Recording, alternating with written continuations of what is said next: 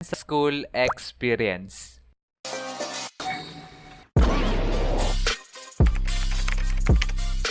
Dahil sa nagpes na, naisipan ko na magkwento sa inyo ng mga nakakatawang experience ko sa school. Pero bago ko to simulan, para sa ating mga batang manonood, wag na wag niyong gagayahin na may kikwento ko dito, okay? Kasi pawang mga eksperto lang ang mga nakakagawa neto.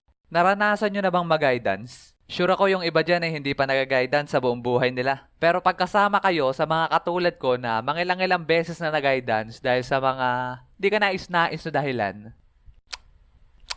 Pero halos lahat ang dahilan ay nakasira ako ng isang bagay. Katulad ng paso, basurahan, at marami pang iba. Pero meron akong guidance experience na hindi ko talaga malilimutan. Kami kasi ng mga klase ko nung high school ay sobrang hilig namin maglaro ng sipa. As in sobra talaga. Tapos halos lahat nga din ng lalaki sa school namin ay puro sipa din nilalaro. Sa sobrang dami ay dumating na sa point na pinagbabawalan na kami ng principal maglaro ng sipa sa school. Ganon kasikat yung laro na yon sa school namin dati. Kaya ang ginawa ay pinagbawalan kami maglaro tuwing umaga at tanghali at sa uwian na lang daw kami maglaro. Kasi nakakasagabal daw sa pag-aaral ang kakalaro namin ng sipa kasi puro yun na lang daw nasa isip namin. Okay. Tapos makalipas ng ilang araw ay nakayanan naman namin hindi maglaro ng sipa tuwing umaga at tanghali. Pero dahil sa hindi na kami mapakali at kating-kati na paan namin maglaro ng sipa, naisipan namin na sa loob na lang kami ng room maglaro. Pre, larong-laro na ako magsipa. Ako nga din, kating-kati na pa ako maglaro. Hampas mo yung paa mo sa kantuhan ng pinto. Ewan ko lang kung mga tipa yan.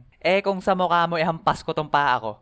Alisin mo yung kamay mo, maya-maya basag laloogan mo sa akin. Anong sabi mo? Teka, may naisip ako. Dito na lang tayo sa loob ng room maglaro. Tara. Yun!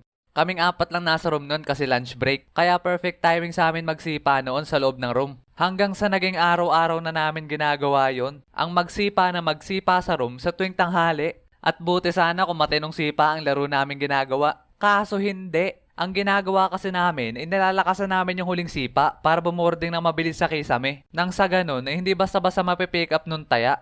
1, 2, 3, 4, 5!